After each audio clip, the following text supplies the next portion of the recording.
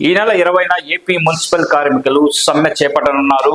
ఈ మేరకు పురపాలక సంఘ అదనపు డైరెక్టర్ మురళీకృష్ణ గౌడ్కి సమ్మె నోటీస్ ఇచ్చినట్టు మున్సిపల్ కార్మికుల సంఘం రాష్ట్ర కార్యదర్శి పోరుమామిళ్ళ సుబ్బారాయుడు ఓ ప్రకటనలో అయితే తెలిపారు. ప్రభుత్వ రంగ సంస్థల్లో పనిచేస్తున్న కార్మికులకు కనీస వేతనం 26,000 రూపాయలతో పాటు పెండింగ్ లో ఉన్న మున్సిపల్ కార్మికుల సమస్యలను సత్వరం పరిష్కరించాలని డిమాండ్ చేశారు. మున్సిపల్ రంగంలో రాజకీయ జోక్యం ఎక్కువవుతుందని వారు ఆరోపిస్తున్నారు. చాలా చోట్ల కార్మికుల్ని తొలగిస్తున్నారని మండిపడ్డారు. కూటమి ప్రభుత్వం వచ్చాక కాంట్రాక్ట్ అవుట్ సోర్సింగ్ సిబ్బంది తొలగింపు చేపట్టడంపై మున్సిపల్ కార్మికులు ఆందోళన వ్యక్తం చేశారు. కార్మికులకు న్యాయం చేయాలన్న డిమాండ్తో సమ్మె చేయనున్నట్టు ఆయన పేర్కొన్నారు.